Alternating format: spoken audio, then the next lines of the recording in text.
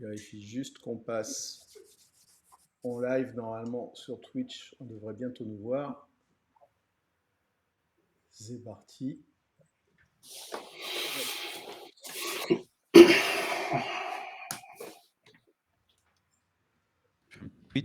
On va pas attendre la fin du. Compte à rebours. Ouais, c'est mon premier compte à rebours, il faut le savoir. Hop. Tu utilises quoi comme. Oui.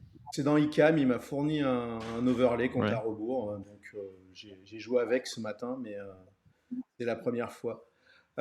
Du coup, normalement, on est en ligne. Déjà, merci d'avoir accepté de me rejoindre sur cet essai de Twitch à 3. Il y a déjà du monde, donc pas. Donc je vais répondre à tous. Ce qu'on va faire, en fait, c'est vous qui allez faire le gros du boulot. C'est comme d'hab. Voilà, c'est ça. Et tu me connais bien, donc on a l'habitude. Je te connais un peu. Ce qu'on fait, c'est que on fait d'abord un petit tour de table. Enfin, surtout vous deux, quoi. Ok. Qui commence? Anto, tu vas en premier? C'est vrai, ok, ça marche. Donc déjà, merci pour cet événement, ça c'est cool. Merci Philippe. Moi, je m'appelle Anthony, je suis développeur Java, JavaScript. Je travaille chez Nintendo. Donc qui est une plateforme on va dire, plateforme qui tourne sur Kubernetes et qui vous permet de créer vos applications avec des micro-fontaines et des microservices. Et à côté de ça, je suis aussi du coup Gipster Core Team Member, comme on peut voir sur mon t-shirt. Voilà, et je fais aussi pas mal de Twitch. Voilà, donc on peut aussi se retrouver sur Twitch. Et avec Daniel, on a bossé ensemble une bonne partie là, ces derniers mois sur la partie Quarkus. Et donc, c'est aussi pour ça qu'on est là aujourd'hui. J'allais dire ce soir, non pas ce soir, ce midi, mais aujourd'hui. Pas grave. Daniel, à toi. Et donc, Daniel, moi, je suis en train de me rendre compte que presque toute ma vie est écrite sur moi, en fait. Je vis à Clermont-Ferrand.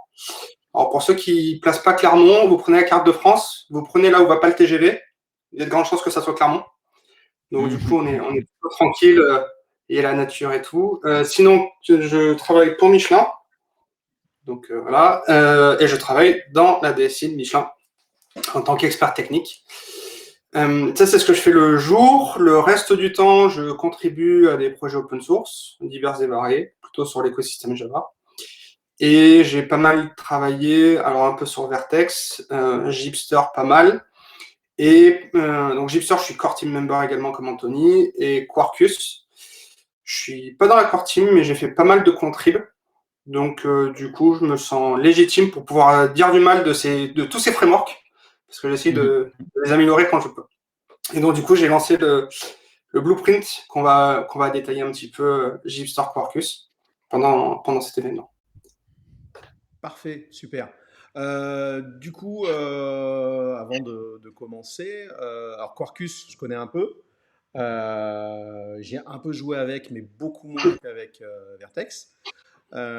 Gipster, je connais quasiment pas. J'ai dû y jouer, mais il y a plusieurs années, donc je ne sais pas comment ça a avancé.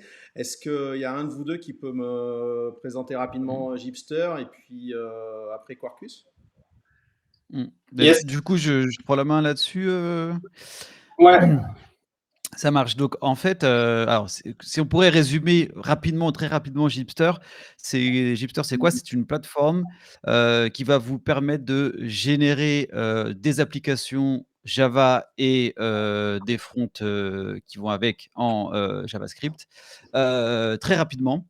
Avec les bonnes pratiques, comment dire, avec si je puis dire, les dernières versions à jour, et tout ça optimisé pour aller sur de la prod. Donc, avec des pratiques aussi cloud native, etc. Aujourd'hui, Gipster, donc concrètement, vous installez, c'est une dépendance NPM, vous l'installez, vous le lancez dans votre terminal, vous répondez à des questions. Donc, les questions, on va vous poser quel type de base de données vous voulez avoir, quel genre de cache vous voulez mettre en place, etc. Ça, c'est toute la partie initialisation. Et quel type de front aussi, je vois, voilà, Idriss nous parle d'Angular. On peut choisir entre Angular, React et Vue actuellement, récemment, en tout cas Vue. Et ensuite, donc ça, c'est toute la partie init. Et après, il y a toute la partie vie du projet où vous pouvez toujours faire appel à Gipster pour générer votre domaine métier en générant des entités. Et donc, on va aussi vous générer, du coup, potentiellement les DTO qui vont avec, les structures type couche service métier et tout ce qui est couche web, REST, etc. Et à chaque fois aussi, tous les tests d'intégration, tests unitaires qui vont avec. On a aussi une intégration forte avec Docker. Voilà, on génère tous les Docker Compose dont vous avez besoin. On vous permet de générer l'image Docker de votre application pour pouvoir l'utiliser très rapidement, etc. Mais aujourd'hui, tout ça, donc, ça génère un back-end en Spring Boot et un front-end en Angular React ou Vue, comme on a dit. L'autre possibilité, et c'est quelque chose qui devient de plus en plus populaire et on va le voir avec aujourd'hui avec Quarkus, c'est qu'on a la possibilité de personnaliser ce que fait Gipster. Parce que si on voulait s'inspirer, ou en tout cas reprendre ce que fait Gipster, la solution, ça serait de le forker. Mais il faut voir la base de code qu'il y a dans Gipster et la quantité de travail que ça représente, c'est peut-être pas une bonne idée. Du coup, on a un système un peu modulaire qui est plutôt, j'allais dire plutôt pas mal en fait, non, qui est génial parce que voilà, c'est pas la moi avant Quarkus, j'ai quand même beaucoup bossé là-dessus et j'avais fait un Rex d'ailleurs chez par rapport à ce qu'on a fait chez Carrefour. Vous avez la possibilité de personnaliser Gipster au travers de Blueprint. Alors un Blueprint, qu'est-ce qu'il va faire? En fait, c'est tout simple. On va pouvoir surcharger certains générateurs de Gipster. Donc Gipster, c'est pas un gros générateur qui fait tout, hein, c'est plein de petits générateurs qui se composent les uns les autres. Et on va pouvoir dire, sur cette partie-là, ça, je veux de Gipster et ça, je ne le veux pas. Et dans notre cas de Quarkus, on va tout simplement dire que tout ce qui vient du serveur, toute la partie serveur, donc on va dire toute la partie back-end, donc en l'occurrence, toute l'implémentation Spring Boot, là, on ne veut pas. Et à la place, on va générer notre propre implémentation Quarkus. C'est un peu l'idée. Et voilà. Après, dans le détail, on peut aussi, typiquement, alors ça nous arrive un petit peu, je crois qu'on l'a dans le front dans Quarkus. Par exemple, Quarkus, il ne va pas amener de modifications dans le front, sauf peut-être quelques fixes pour X raisons. Et on a dans notre cas, en fait, on va hériter de l'ensemble des fichiers ou de ce que peut faire Gipster. Par contre, on va pouvoir venir surcharger juste quelques petits endroits en apportant quelques petites modifications, quelques petits trucs. Juste petite pub entre guillemets perso, j'ai fait toute une présentation sur tout ce qui est blueprint et modules. C'est sur le YouTube de Gipster. Allez faire un tour. Voilà, ça explique un peu plus en détail tous ces mécanismes-là. On va peut-être pas les aborder aujourd'hui, c'est pas l'idée, mais ça permet de comprendre un petit peu comment tout ça fonctionne d'un point de vue au moins architecture. Voilà un petit peu ce qu'est Gipster. Une analogie que j'aime bien avec Gipster et les mécaniques des blueprints, qui parle peut-être plus aux développeurs Java, c'est quand Maven est apparu, Maven a cherché à définir des espèces d'étapes de construction. Et la promesse, c'était de dire que chacun pouvait arriver avec son plugin, entre guillemets, et remplacer, surcharger, compléter une partie du cycle de vie ou tout le cycle de vie. Et en fait, Gipster a abordé un peu de la même manière la construction d'applications. C'est-à-dire, voilà, on va avoir des grandes phases, génération du README.markdown, génération de l'éditeur config, génération du Docker, génération de la CI, etc. Donc, il y a des grandes étapes qui sont définies. Le générateur va déclencher l'ensemble de ces petits générateurs pour construire le code de l'application. Et en fait, le blueprint, ce qu'il va faire, c'est qu'il va venir se greffer sur certaines des étapes. Et puis, du coup, il va définir un nouveau comportement. Potentiellement récupérer les éléments de Gipster, des fois les compléter, des fois les supprimer complètement. Et donc, du coup, ça permet de moduler quelque part la génération de code. Et en fait, ce qui est intéressant, c'est que du coup, on peut profiter de ce que les autres ont fait. Un exemple qui existe, c'est avant de lancer sur la partie Quarkus, j'avais fait un blueprint .NET. Et en fait, le front, et même avec Quarkus d'ailleurs, le front Angular React ou Vue, à aucun moment on le surcharge et à aucun moment on le touche en fait. On change le code du serveur, mais on garde le front. Ou inversement, il y a des gens qui ont voulu rajouter Vue. Pendant très longtemps, c'était un blueprint sans toucher à la partie Spring. Inversement, donc en fait, on est capable de composer un petit peu comme on veut en fonction des ambitions. Exact. Et si je prends l'exemple de ce qu'on peut faire, par exemple, dans des cadres d'entreprise, alors on va dire plutôt des blueprints d'entreprise, ce qui a été fait avec Carrefour Carrefour, mais ce que je fais actuellement chez Nintendo, par exemple, c'est qu'on va vous générer un microservice Gipster, mais en plus, on va venir en fait rajouter un certain nombre peut-être de prérequis après d'ailleurs pour déployer votre application sur l'OpenShift d'Nintendo. Et pour ça, vous avez besoin d'un certain nombre de fichiers, de bundles, de descripteurs, etc. Et en fait, on va venir profiter de l'ensemble de la mécanique de Gipster tout en venant peut-être rajouter les 5 ou 10% restants pour que ça puisse être totalement compatible avec un outil tierce comme Nintendo ou avec votre SI ou avec votre, j'en sais rien, vos besoins spécifiques dans votre application. Rajouter, par exemple, une dépendance, quelque chose comme ça. Avant que Daniel nous parle de Quarkus un peu plus, j'ai deux, trois questions. Euh, non, j'en ai deux en fait. Si je modifie la partie, on va dire, donnée, est-ce que je peux facilement impacter cette modification sur la partie front, une fois que Oui, le premier projet a été généré? Oui. oui. On te le montrera en démo, mais c'est bien l'idée de. Alors, il y a une mécanique de régénération. Elle est relativement basique parce que c'est quand même un sujet qui est très compliqué.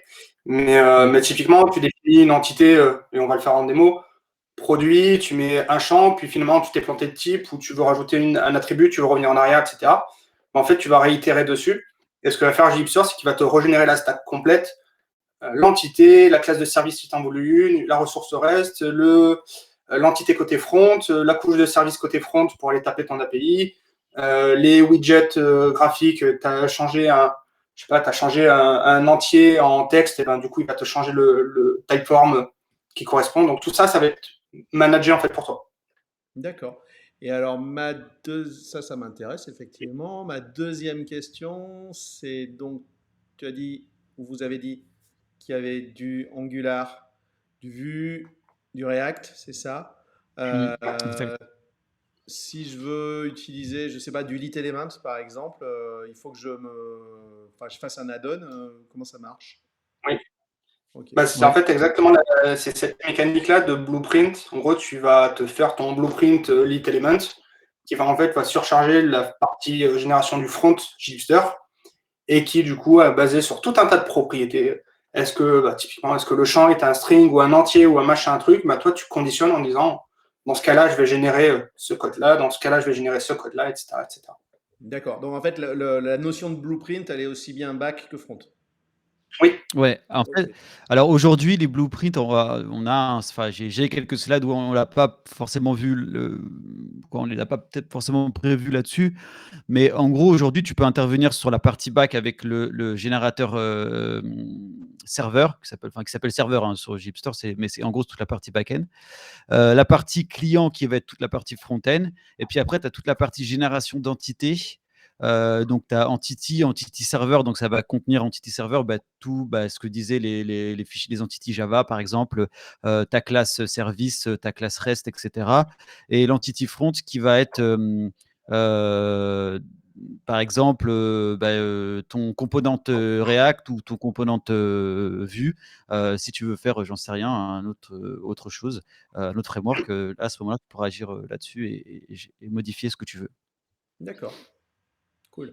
un élément qui peut avoir son importance pour toi, parce que je te connais, Gipster, alors c'est initialement fait pour les développeurs Java, mais en fait c'est un générateur, enfin le code c'est du JavaScript.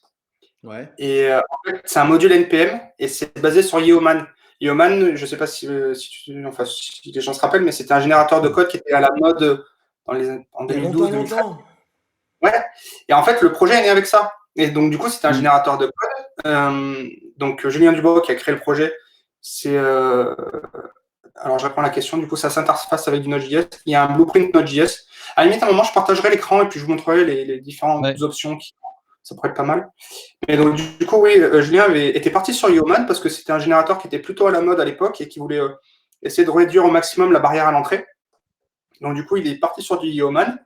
Et après, c'est du JavaScript. Et on n'aime pas, mais en tout cas, tout le monde est capable de gratter un petit peu de JavaScript. Et la barrière est relativement faible pour contribuer. Donc, du coup, c'est resté en JavaScript et en fait, c'est un projet. C'est écrit en JavaScript, ça s'appuie sur EJS pour faire le templating. Et au bout du bout, c'est génère ce qu'on a envie de générer. Mais c'est un projet Pardon? Je dis ça me dérange pas. Mais voilà. À la Mais limite, c'est, je peux peut-être partager. ouais. Je vois qu'il y a, ouais, on nous demande ça s'interface avec Node.js. Alors, il y a un blueprint Node.js, c'est ce que tu viens de dire. Je sais pas si exactement si la question c'était est-ce que ça s'interface avec un backend Node.js ou est-ce que voilà, il y a un blueprint backend Node.js, c'est sûr. Après le reste, ça tourne dans un univers NPM quoi, Node quoi, donc classique. Je vois qu'aussi il y a Kybster avec un back en Kotlin, oui, qui est donc un blueprint qui du coup de la même manière que Quarkus en fait. Enfin, Quarkus c'est de la même manière que Kotlin. Kotlin a été le premier blueprint officiel hein, qui a été lancé, je crois, officiellement peut-être en 2018 ou quelque chose comme ça. Donc ouais. Bon, bah, je vais être obligé d'aller regarder tout ça alors pour de vrai. Donc, Daniel, tu voulais pas dire un petit mot sur Quarkus avant que je montre ton écran à tout le monde? Si tu veux, c'était pour montrer le site Ah, bah Gipster, alors comme ça attends, c'était fait. je montre. Alors, je vais essayer d'être moins mauvais que tout à l'heure avec le partage d'écran. Vas-y. Donc du coup, si vous voyez l'écran, donc ça c'est le site Gipster, gipster.tech. Les éléments qui sont intéressants, c'est que on s'approche des 20 000 stars sur GitHub, ce qui n'est pas rien, n'empêche pour un projet qui génère du code. Beaucoup de contributeurs, beaucoup de téléchargements également.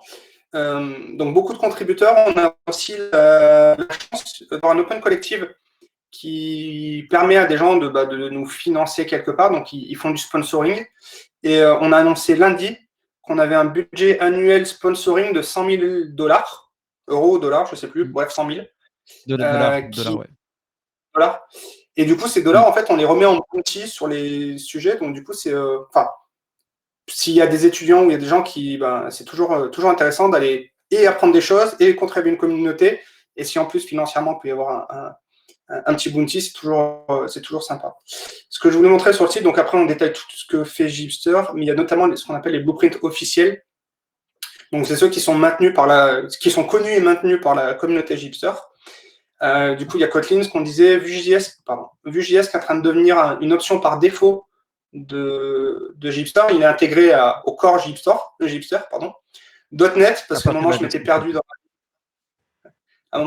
dans la vie et je faisais du .NET. Node.js, Micronaut et Quarkus. D'accord. Bien. Hop là. Alors, du coup, je te remets. Et tu voulais que je parle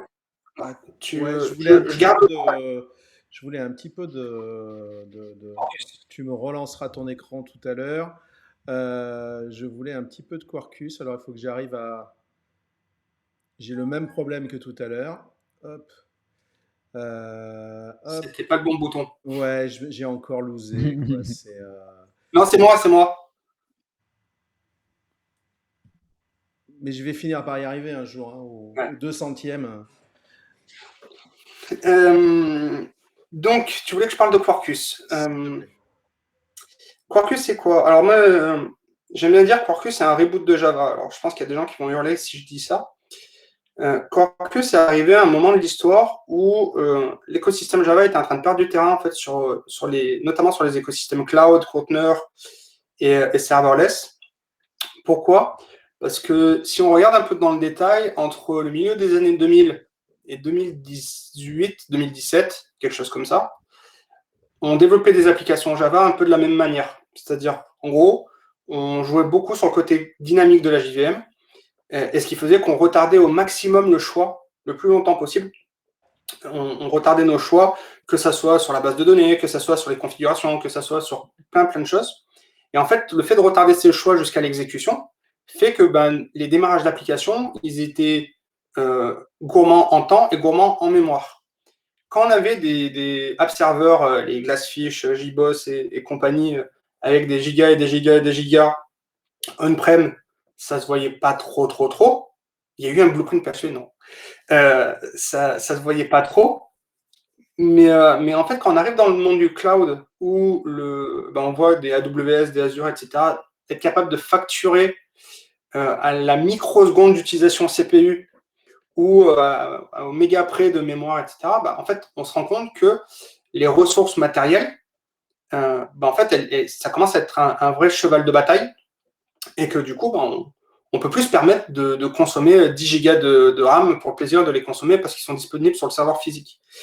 Donc du coup, les applications Java qui abusaient un petit peu du côté dynamique, abusaient de la mémoire, abusaient des temps de démarrage, et donc du coup, on finissait avec à budget équivalent, je pouvais faire tourner 10 instances de mon appli Node.js ou je pouvais faire tourner une seule instance de mon appli Java, ou peut-être deux.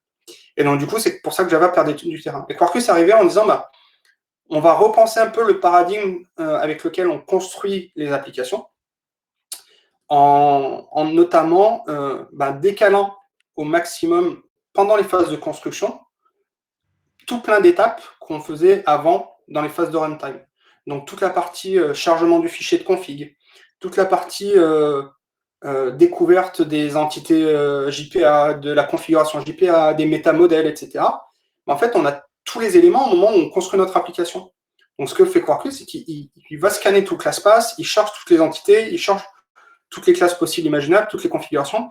Il essaye de préassembler un maximum de choses pour qu'en fait, dans l'artefact final, qui est le jar, en fait, tout soit déjà pré-câblé pour que le démarrage aille très vite. Et du coup, puisqu'on n'a pas besoin de rescanner tous les classes pass, etc., l'empreinte mémoire est hyper faible. Et donc, du coup, ça, c'est le postulat de départ de Quarkus. C'est-à-dire, on va repenser ce mode-là pour essayer de faire l'optimisation de gain. Après, Quarkus est arrivé avec toute une façon un peu singulière de penser. Ils ont beaucoup investi sur l'expérience développeur, que ce soit avec un live reload. Vu que l'appli démarre très très vite, ils pouvaient se permettre en fait de killer, de restarter l'appli et de faire passer ça pour un live reload, entre guillemets. Pas mal, une expérience autour de Panache qui est en fait le Spring Boot qui est le boot de Spring pour Quarkus. Une console développeur qui a été apportée. Donc ça, c'est sur la partie expérience développeur. Un gros focus sur le monde du cloud, donc réactif par construction. Donc le moteur HTTP par défaut, c'est Vertex en dessous. Donc du coup, on s'appuie sur l'event loop. Alors on peut faire des servlets, mais c'est la cible, c'est Vertex. Pardon ? Que du très bon, donc. Que du très bon. Donc du Vertex en moteur HTTP, un gros focus sur la partie réactive. D'un point de vue framework, ce qu'ils font également côté Quarkus, c'est qu'en fait, ils essayent de s'appuyer sur les standards 2018, grosso modo, c'est-à-dire où avant, on avait Java Enterprise qui arrivait avec un gros spec de standards. On a vu depuis ces quelques années ce gros standard s'effriter en plein de petits morceaux. Ça a donné MicroProfile d'un côté, ça a donné des produits qui sont apparus récemment là. Et en fait, Quarkus a fait le choix de s'appuyer sur ces standards-là. Donc, où un Spring implémente sa propre stack HTTP, par exemple, pour faire du MVC. Côté Quarkus, c'est du JAX-RS, qui est la spec officielle Java, avec une implémentation REST Easy qui est fournie par Red Hat.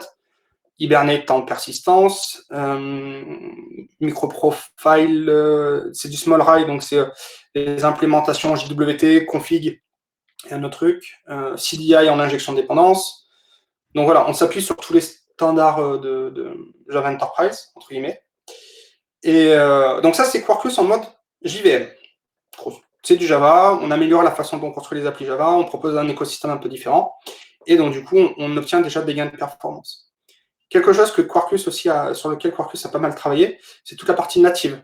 Donc la compile native est devenue à la mode côté écosystème Java depuis 3-4 ans, grosso modo.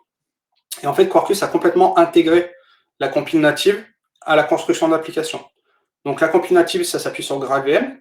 GraalVM, c'est en fait un projet Oracle à la base qui fournit une VM un peu light et un gros compilateur. Et si on va de but en blanc taper ce compilateur, ça peut être un peu touchy à le configurer, à tenir compte de beaucoup d'éléments. Et en fait, Quarkus simplifie tout ça. Quarkus, il abstrait tout un tas de configurations, il abstrait la ligne de commande GraalVM qui fait 14 km de long, etc., etc. Donc, Quarkus a une approche native. Et donc, du coup, si avant, on a une appli Java, on a enlevé tout le côté dynamique pour avoir un démarrage très rapide. Et par-dessus ça, on repasse le côté natif qui rescanne l'application, qui supprime tout ce qui sert à rien, etc. On finit avec des exécutables, j'ai la démo là, on finit avec des exécutables qui démarrent en dixième de seconde pour une appli Java. Donc, en dixième de seconde côté Java et côté occupation mémoire, on va le voir, mais un CRUD de base, ça occupe 50 mégas d'espace mémoire. D'accord. Écoute, mince, ça y est, j'ai encore fait une bêtise. Je ne sais pas ce que disait Idriss, par contre. Non, mais c'est en fait, des fois, je mets les remarques de certains sur l'écran. C'était pas une question, c'était plus une remarque sur ce que pensait de Quarkus. Une remarque positive, il n'y a pas de souci.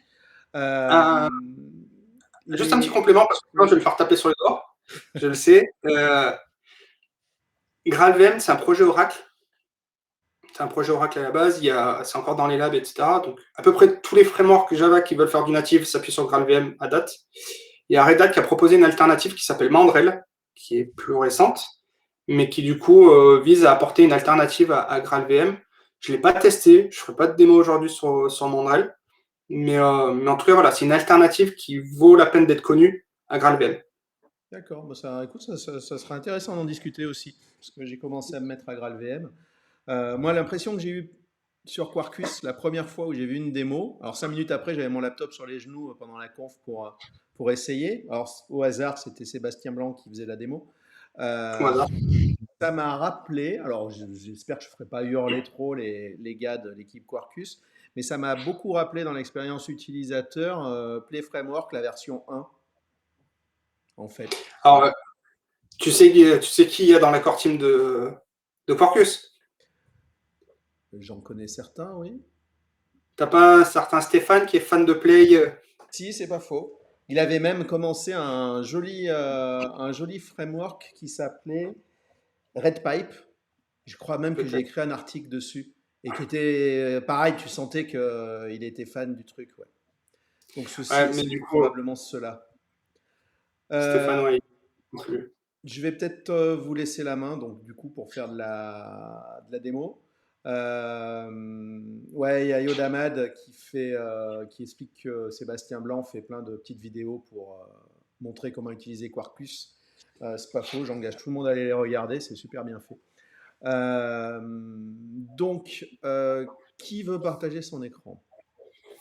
Moi. Toi. Alors, tu vas me renvoyer un partage. Ouais, il a un 34 pouces super wide, donc autant en profiter. Ouais, alors pour avoir par contre, Quarkus il y a un lien qui peut intéresser les gens, c'est celui que tu m'avais envoyé tout à l'heure.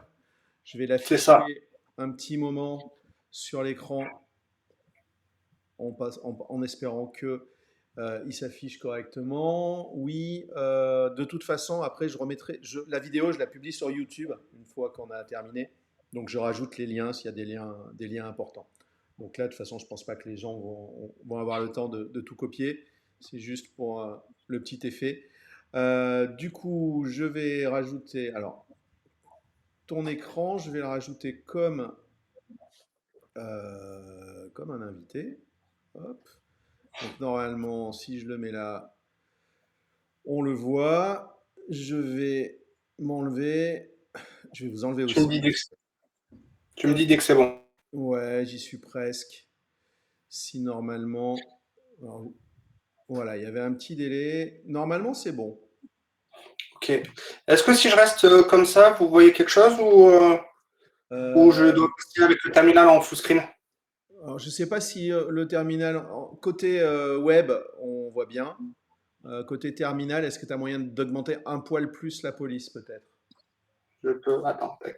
Parce que sur mon écran à moi, en direct, je le vois bien, mais côté Twitch, je pense que c'est un peu flou. Ouais, ça semble bien meilleur. Ouais, ok. Tac. Non, c'était pas mal ça. Là. Alors, Anthony, okay. même si on ne te voit pas, hein, on continue à t'entendre, donc si tu dois intervenir. Ouais, non, mais je pense que c'est pas mal là, comme ça là. C'est pas mal? Et bah là, tac, du coup. Ça m'a l'air, ouais. Ok. Donc du coup, ce qu'on disait tout à l'heure, en fait, le blueprint JStor Quarkus, en fait, ça s'appuie sur du JavaScript et ça s'appuie sur Node. Donc du coup, si vous voulez le tester, en fait, ça s'installe comme n'importe quelle dépendance Node.js, donc avec un npm install. Donc du coup, hop, je l'installe. Donc je le mets en global, comme ça j'aurai dispo à tout. Ce qu'on fournit, en fait, c'est que le blueprint, forcément, il a une dépendance à Gipster, puisqu'il s'appuie sur une partie de Gipster pour générer des choses. En installant le générateur Gipster, en fait, nous, on fige une version de Gipster. Et ce qu'on a fait également, c'est qu'on fournit une ligne de commande qui s'appelle Gipster Quarkus, qui en fait wrap un peu toutes les commandes, sinon c'est un peu pénible à taper à la main. Donc Gipster Quarkus, quand vous utilisez le blueprint, c'est le point d'entrée. Ouais, Okay. et ça permet surtout d'être sûr que vous lanciez la bonne version de Gipster avec lié à la version de Quarkus, enfin du blueprint Quarkus que vous avez. Ouais.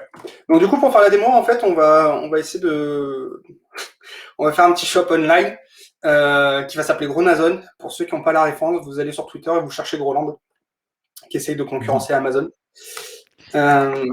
Juste un truc, je vois que Akanoa nous demande, ouais, il y a des bons bouquins sur Quarkus. Je pense qu'il y a Idriss qui enchaîne en plus, mais il y a 2 bouquins qui sont gratuits, ceux qu'a écrit Antonio.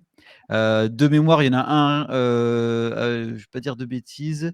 Je crois qu'il y en a un qui est un petit peu plus mince, je sais plus ce que théorie et pratique, je crois. Théorique, voilà, c'est ça, ouais, exact, ce que j'allais dire. Voilà. Théorie, un qui est plus orienté théorie, un qui est plus orienté pratique. Ils sont super. Je les ai pas encore tout lu. J'ai pas encore tout lu, mais j'ai commencé et je vous conseille fortement si vous voulez apprendre, je pense que c'est un bon truc. Il y a plus de 300 pages chacun, donc il y a un petit peu de temps, il y a un petit peu de lecture. Hein. Donc du coup, quand vous voulez lancer une génération, on tape Gipster Quarkus, on tape entrée, et en fait, on fait une suite de formulaires qui va poser des questions pour essayer de configurer au mieux l'application. D'accord? Donc du coup, la première question de l'application, j'ai dit que c'était Chronazone. Le package par défaut, je lui ai donné certaines valeurs avant. Le package Java qu'on va vouloir utiliser. Donc ici, ça va être comme.Chronazone. Pas de souci. Là, on va commencer à rentrer dans les questions un peu plus intéressantes. Quel type d'authentification on veut? Côté Gipster, on va voir un certain nombre d'authentifications. Donc, on a JWT, O2, de la session. Et Anthony et moi, je ne sais pas si on en a un autre. On avait le UA à un moment, mais on l'a désactivé. Alors, UA va être supprimé en Gipster 7. Ouais. On a JWT O2 ou Session. Sachant Voilà. qu'on est plutôt sur JWT O2 sur Gipster, puisque Session, c'est plus du vanilla, on va dire. Ça fait un moment que c'est rajouté, mais. Et donc, du coup, là, on peut choisir entre les deux modes d'authentification. On va rester sur du JWT dans un cas simple. On peut choisir quelle base de données on veut. SQL.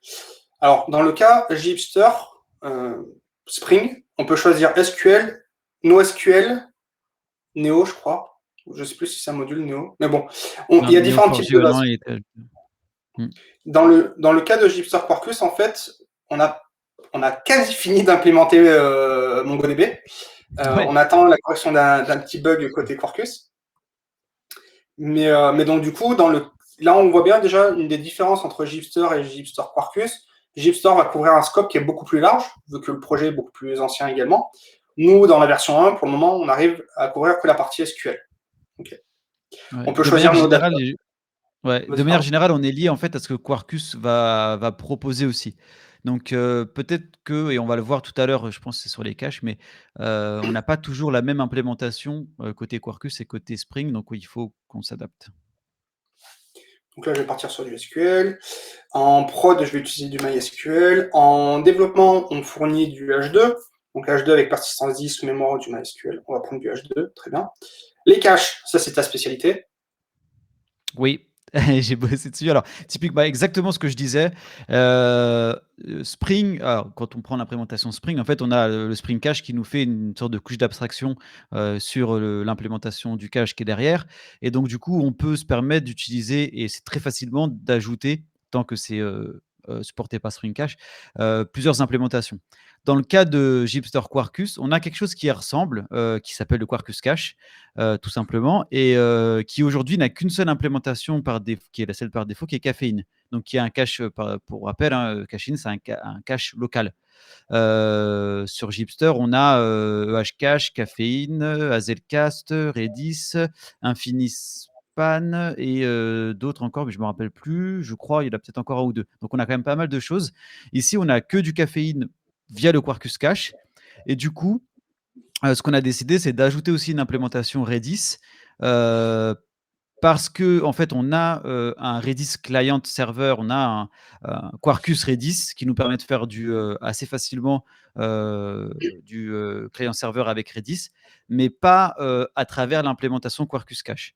Donc du coup, ça veut dire aussi qu'on est obligé, lorsqu'on fait cette implémentation-là, de coder peut-être un petit peu plus ou d'avoir un comportement, de faire des choix en fait à un moment donné dans le comportement, dans la manière d'implémenter ce Redis Cache, ce qui a été fait et qui n'est pas forcément standard par rapport à. Il n'y a pas de standard là pour le coup, donc voilà, c'est aussi des choix et parfois des dilemmes qu'on va rencontrer lorsqu'on va développer un Quarkus, enfin un blueprint qui va changer la techno et ici Quarkus. C'est est-ce qu'on doit faire au maximum ce que fait Spring ou est-ce que tant pis, on prend des chemins différents et on propose une expérience un petit peu différente. Donc là, en l'occurrence, ici, c'est le cas. Je suis resté sur Caféine. Le second level cache, Hibernate. Quel outil? On va utiliser du Maven. Le front, on va rester sur de l'Angular. On va prendre le thème par défaut. Est-ce qu'on veut de l'internationalisation? Oui. On va prendre de l'anglais. On va prendre du français. Toujours intéressant.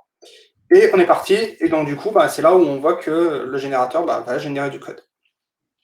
Pendant que ça génère, un élément aussi de différenciation entre Gipster et Gipster Quarkus. Gipster introduit. La première question que pose Gipster, en fait, c'est quel type d'application vous voulez générer? Application monolithique ou application microservice?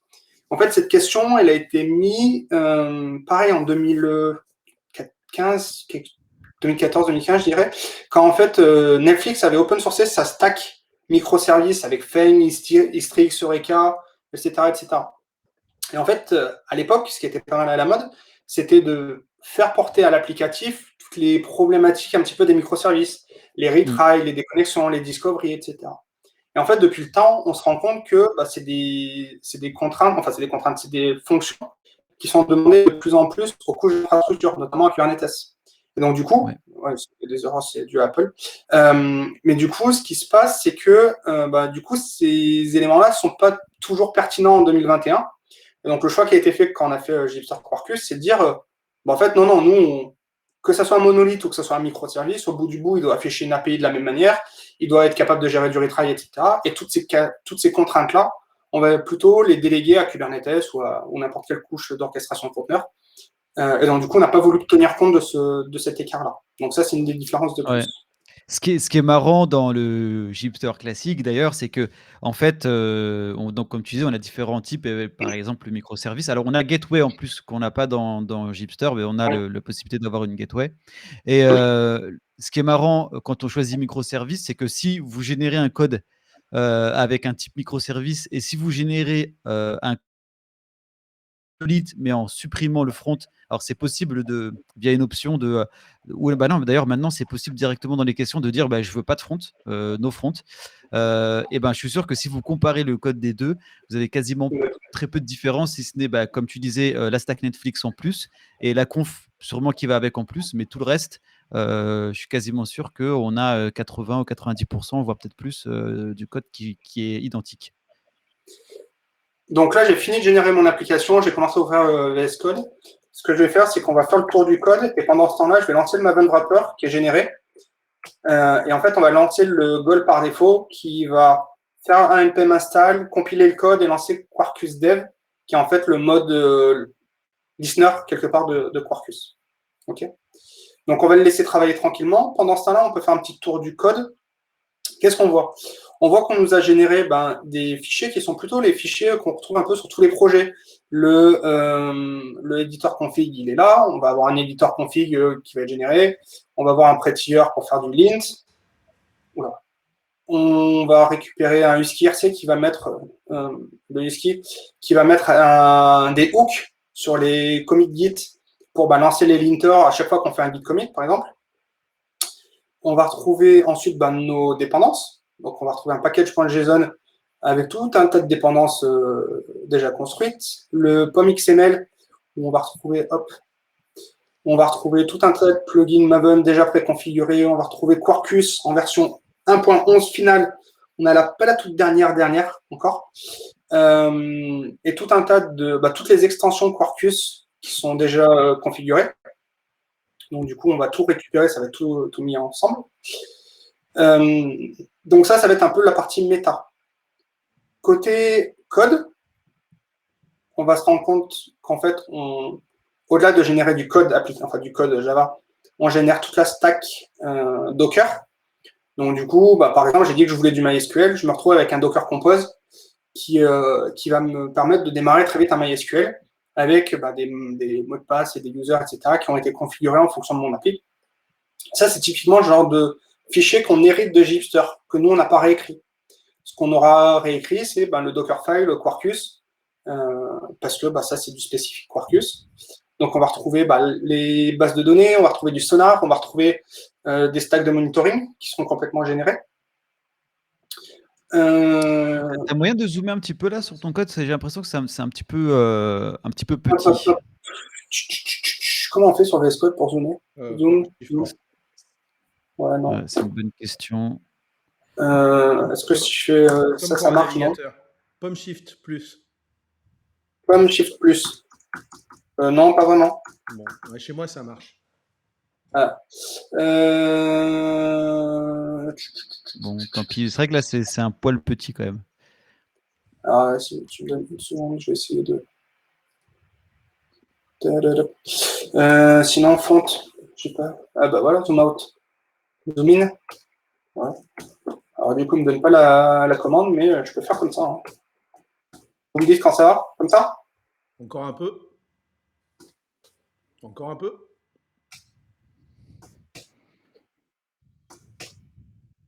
Là? Contrôle plus. Non? Contrôle plus? Ouais. Non, contrôle shift plus non plus.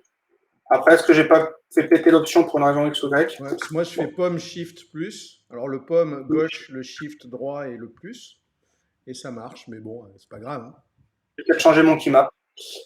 Là, c'est bon, vous dites du coup? Encore un coup. Hein.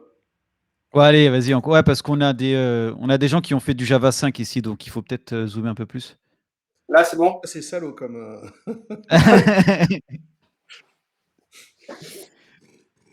Là, c'est bon? Ouais, c'est pas mal. Ouais, c'est mieux, c'est beaucoup mieux, je pense. Ok. Donc du coup, je disais, on a la partie Docker. Avant d'aller dans la partie Java, on va voir la partie front sur lequel on touche absolument rien. C'est-à-dire, là, on a tout le code d'une appli Angular qui est généré. On a tout récupéré de Gipster. On n'a absolument rien touché. C'est du code, c'est du TypeScript. Bon, il est configuré avec notre nom d'appli, c'est à peu près tout. Vu qu'on a un front, ça veut dire que quelque part, on a du Webpack. Alors, je ne sais jamais où il est.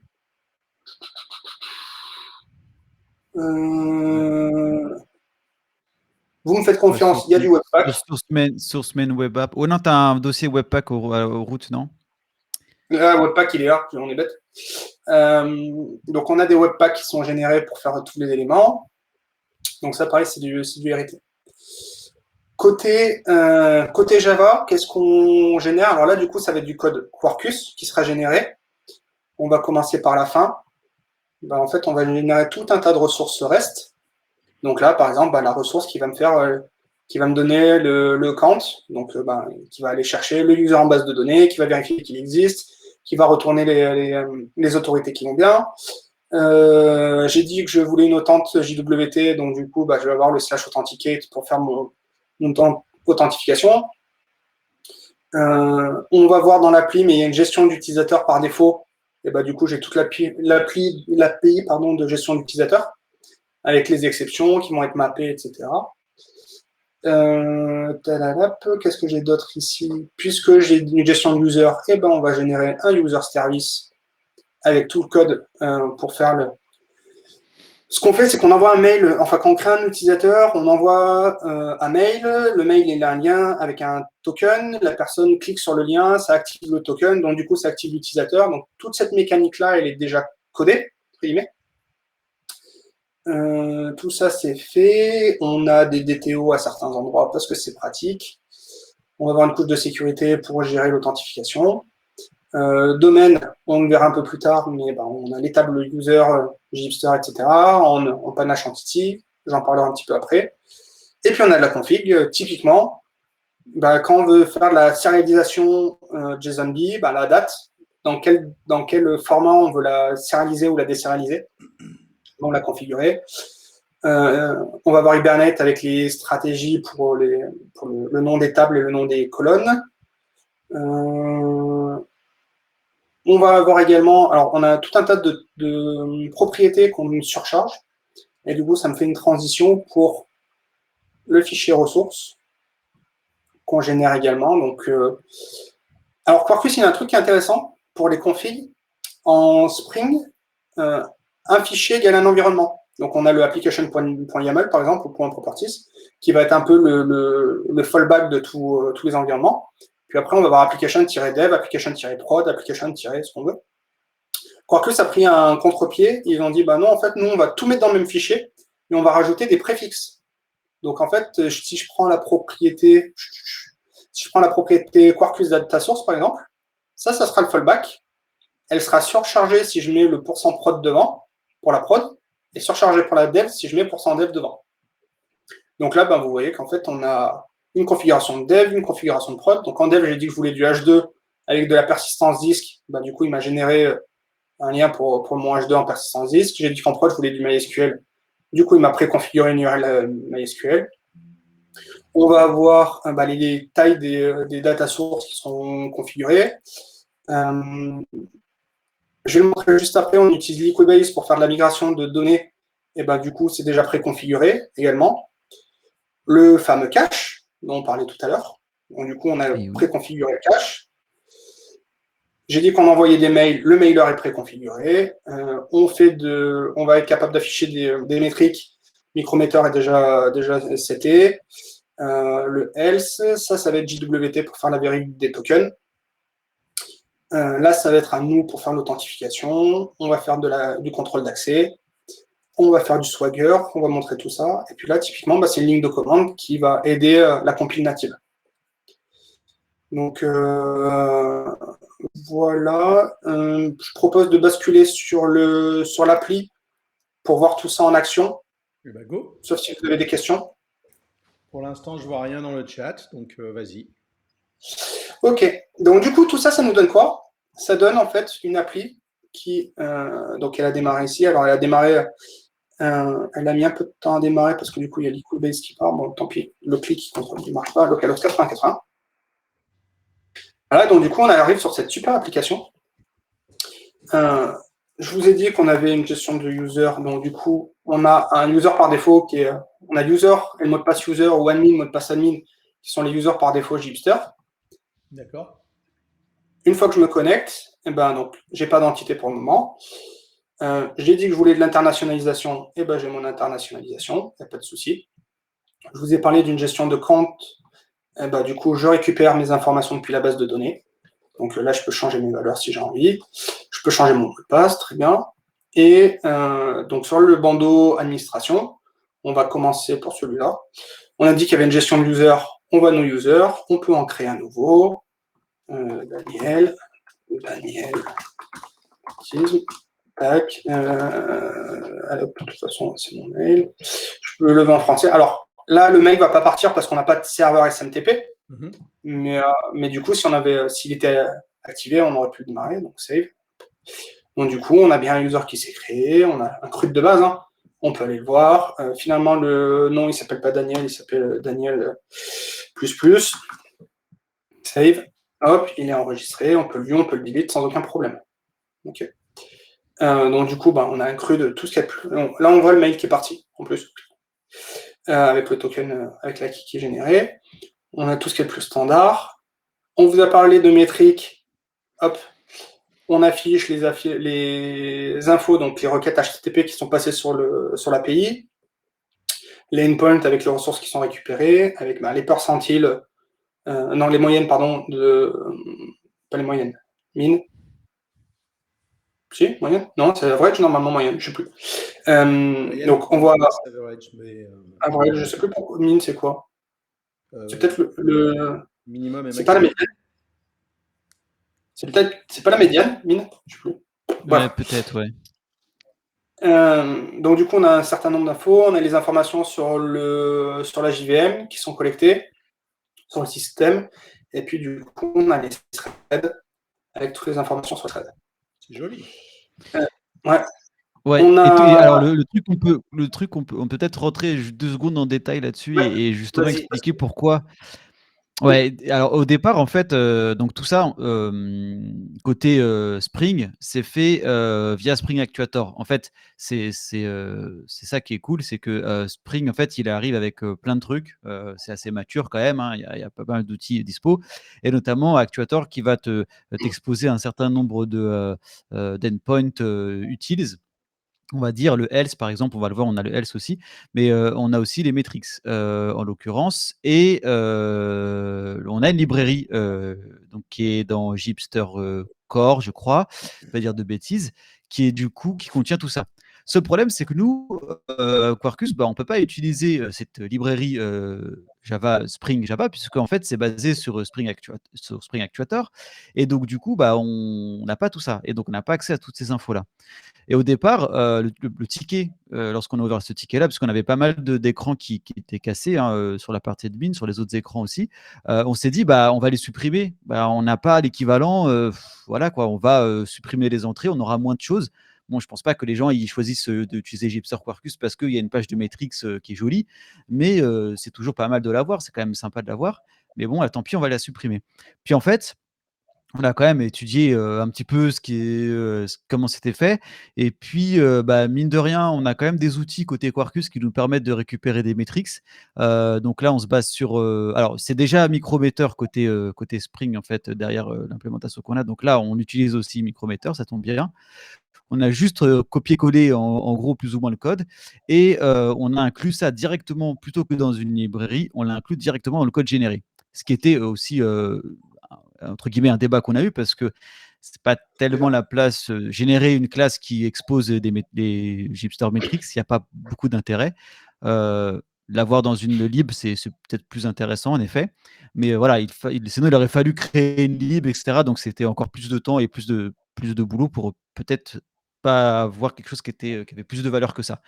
En tout cas, on a fait tout ça et en fait, on a réimplémenté alors j'allais dire à la sauce Quarkus, c'est pas forcément lié que au fait que ce soit Quarkus, mais en tout cas, sans tout ce qui nous parvient de Spring dans Gipster, on l'a plus ou moins refait ou réimplémenté, ou en tout cas réadapté pour que ça puisse être utilisable dans une application qui tourne avec Quarkus.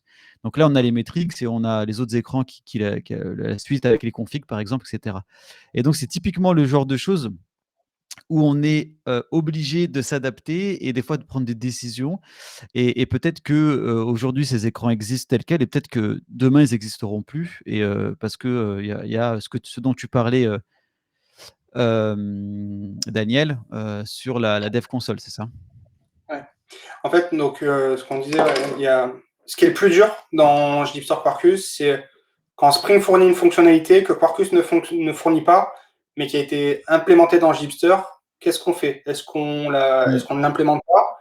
Est-ce qu'on la laisse casser? Est-ce qu'il faut qu'on comble le manque? Donc ça, là, typiquement, c'était une des fonctionnalités.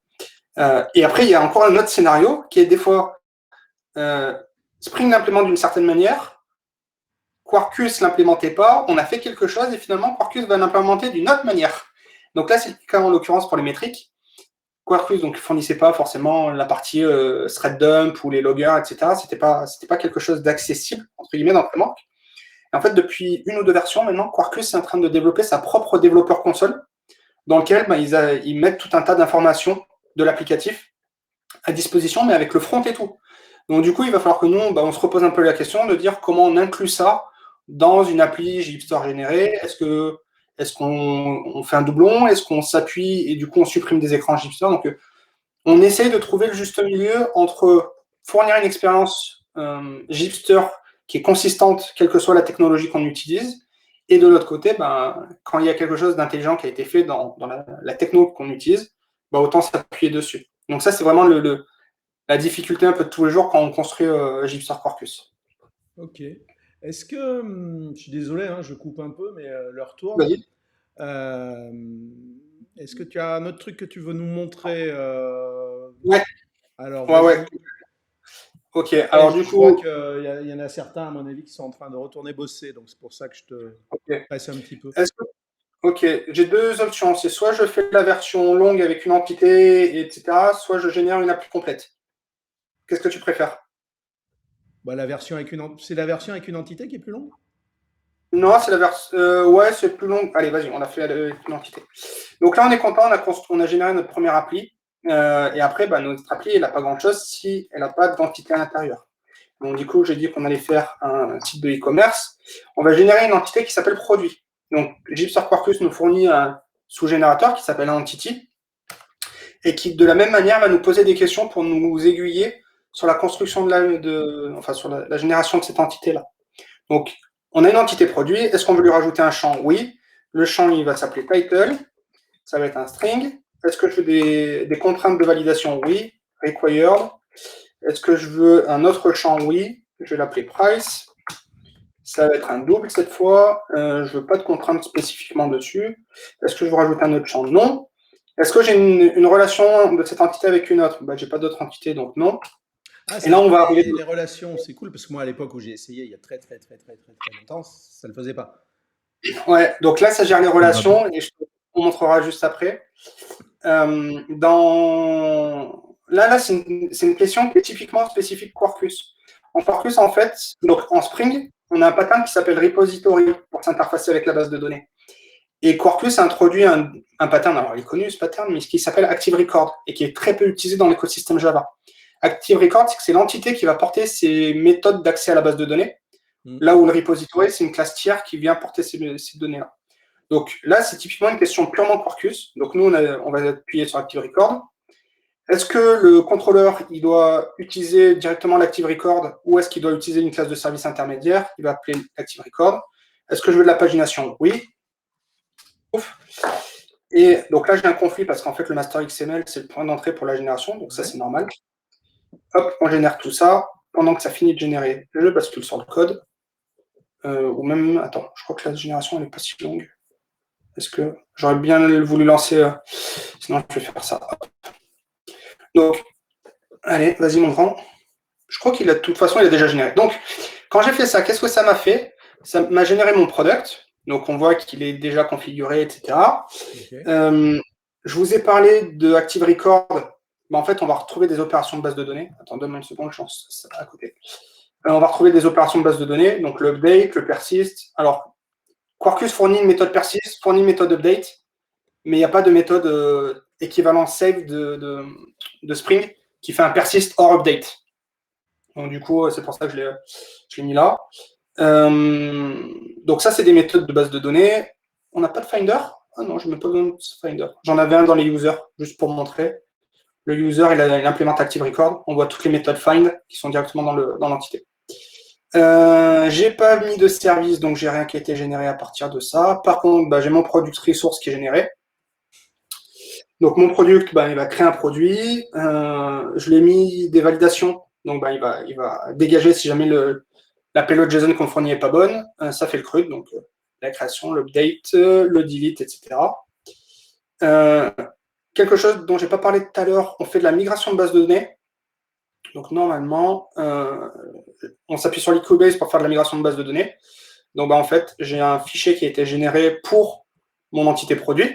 Ouais. Donc du coup, j'ai le script de migration qui est généré avec. J'ai ça. On va le voir, on s'appuie sur fake data pour générer de la fausse donnée. Pour du test, c'est quand même pratique. Et on génère également, alors je ne les ai pas montrés tout à l'heure non plus. En fait, quand on générait l'appli, on avait tout un tas de tests qui étaient générés. Tous mes tests, user resource, user JWT, etc. Et là, j'ai des tests sur mon produit qui ont été générés. En gros, je vais tester mon CRUD. Je vais tester également, normalement, je dois l'avoir quelque part. Voilà. J'ai demandé que mon title soit required. Donc, du coup, j'ai généré le test qui va vérifier ma contrainte d'intégrité.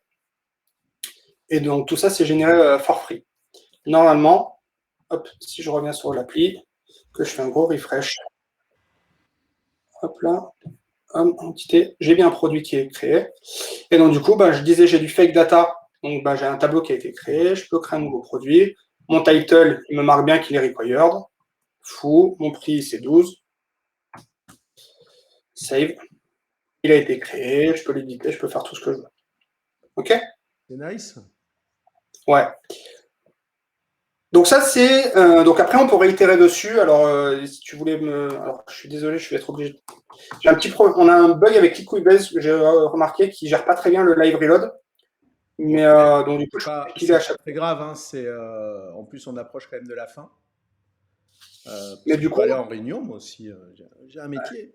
ouais, j'ai encore un truc à te montrer. Vas-y. Tu me parlais de régénération d'entités, enfin de rajouter des champs. Je peux rajouter des champs ici. Et je peux revenir et ça va régénérer. Ce que je voulais montrer, avant d'aller plus loin, MKDir, je suis désolé, du coup, je le fais vite parce que je n'ai pas vu Advanced ça. En fait, dans Gipster, on a un truc qui est sympa. Il s'appelle le Gipster Studio, qui permet en fait de, bon, plus joli, qui permet en fait de définir un peu au format UML des modèles de données avec des relations, avec des contraintes sur la pagination, etc., etc. Et donc du coup, j'ai défini mon shop complet. Donc du coup, je l'ai là, mon shop. Et donc après, ça, je peux le télécharger et je peux faire Gipster Quarkus import hop JDL, tac. Mince, j'étais pas dans le bon dossier. C'est juste ça. Hop, je vais le faire là. Et donc là, en fait, il va me générer tout d'un coup. Là, concrètement, en fait, c'est comme si enfin, toute la partie entité, en fait, c'est tout ce que Daniel a fait à la main précédemment en répondant à chaque question va être automatiquement récupéré à partir des infos du JDL. Ce qui fait que Ouais. c'est aussi beaucoup plus simple déjà de partager les informations et de régénérer ou générer des projets plutôt que de remplir à chaque fois. Surtout pour les entités, c'est long puisque quand vous avez rajouté des relations à chaque fois et tout ça, ça peut vite prendre du temps. Et voilà. Donc là, ça permet aussi de les stocker, les fichiers, de les Donc là, partager en fait, et du coup, pardon, vas-y. non, enfin, du coup, j'allais dire faire du Gipster Ascot, quoi. Voilà, tu as tout ce truc-là, tu le Donc, prends et hop, et d'ailleurs, c'est exactement ce qu'on fait pour la CI/CD, hein. On a tout un tas de fichiers de définition comme ça qui nous permettent de générer des projets à la volée, des tester. ouais. Là, ce que je voudrais faire juste avant de finir la démo, c'est démarrer le MySQL, lancer l'appli pour montrer qu'on a bien toute une appli qui a été générée. Et j'ai déjà compilé en version native. Et c'est juste montrer les perfs du natif. Parce que c'est quand même assez impressionnant. Tac, tac, tac. Voilà. Donc ça, c'est pas très grave. Donc, j'ai lancé un MySQL d'un côté. Il va builder mon appli. Et donc là, ce que j'ai mis des DTO, j'ai mis des classes de service, j'ai mis de la pagination, j'ai mis du scroll. Donc ça va tout pré-générer, entre guillemets. Et j'aurai une appli complète qui fonctionnera. Et JDL Studio, ça arrive directement embarqué dans Gipster quand tu installes le tooling ou c'est quelque chose de supplémentaire que tu dois installer? C'est natif. Pardon, vas-y Anthony. Non, alors le JDL Studio, c'est une appli web qui est dispo sur startgipster.tech. Donc le startgipster.tech, c'est un peu notre starter. On peut générer des projets, etc. Mais on ne pourra pas générer des projets Quarkus. Ça va être plutôt pour les projets core, enfin Gipster classique. Et on a accès au studio. Et du coup, si vous créez votre compte sur stabgipster.tech, vous pouvez aussi sauvegarder vos différents JDL, les partager et les appliquer directement sur des projets existants. Mais là, voilà, en tout cas sur le Quarkus, ça ne gère pas, donc on ne pourra pas le faire avec Quarkus. Par contre, on peut accéder à l'UI comme ça et derrière télécharger le fichier ou le copier-coller directement. Donc, c'est pas besoin de l'installer en fait. Ça a quasi démarré. On y est presque, on y est presque, on y est presque. Ok, donc là, ça fait la migration de la base de données. Hop, localhost 8080, sign in, admin, tac. Et donc maintenant, j'ai tout qui a été généré. Donc je crée un produit. Mon produit, j'en ai créé, etc. Bon, je vous ai montré tout à l'heure comment les créer. Je veux créer un order. Et mon statut est created. Mon customer, c'est celui-là. Mon produit, c'est ça, Violet Senior. Save. Et j'ai créé mes éléments et je peux naviguer dedans. Donc tout ça, après, ça me fait mon cru de base. Donc ça, c'est ce que... En fait, c'est comme si j'avais tout fait à la main, étape par étape. Mais en fait, ça me l'a complètement généré. À en partir du complet, schéma. à D'accord. partir Bon, du écoute, et donc je crois que vous m'avez convaincu. et alors attends, je vais finir de te convaincre. Tac.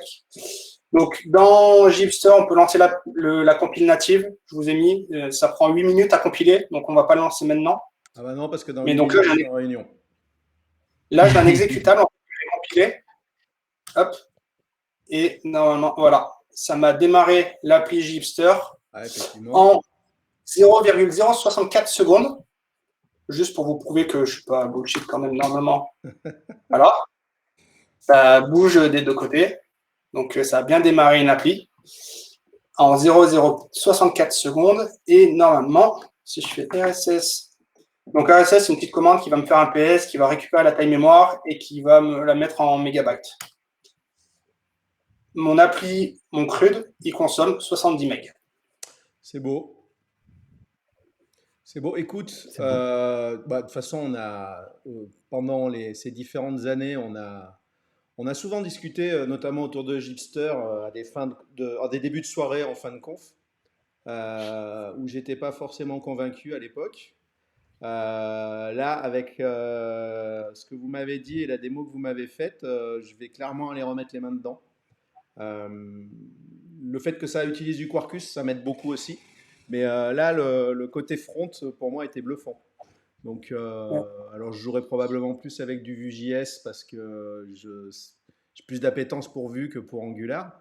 Mais c'était super. Ouais. On Alors, est en pour que train Vue soit inclus d'implémenter. dans la. Ouais. Vas-y, pardon. Non, je disais pour que Vue soit inclus directement dans les choix, parce que là, on a vu que Angular React. Faudra attendre la V7. Pour l'instant, on est encore en bêta sur la V7. Et il faudra du coup migrer aussi le blueprint en Ouais, bon, V7. Donc, il y a du il y a React. encore un petit peu de. Il y a du React. Bon, Ouais. c'est bon. Il y a du React. Et autre chose, donc la suite du projet, donc là on est en V1, ça fonctionne à peu près, on est plutôt content des scénarios qu'on arrive à Mm. couvrir. Les grosses features qu'on voudrait intégrer, c'est MongoDB, on en a parlé. Ouais. Et Mm. on a commencé à faire la version réactive également. Donc du coup, il y a Quarkus qui fournit Mutiny notamment.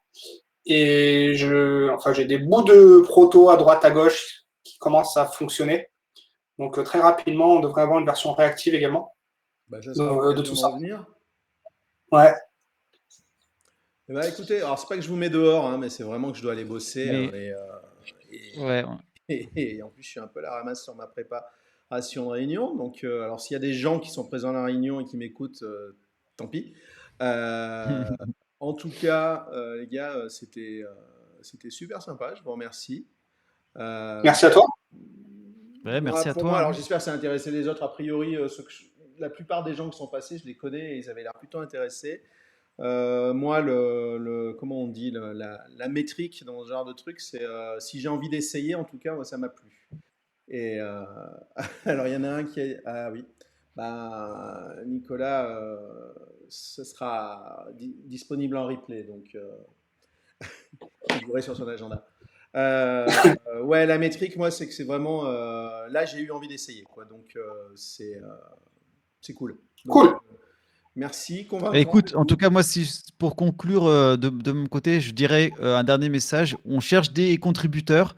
Donc, si vous avez, si comme Philippe, ça vous a donné envie d'essayer et du coup de contribuer, n'hésitez pas surtout parce il y a toujours des trucs à faire, on a beaucoup de choses à faire et on n'a jamais assez de temps.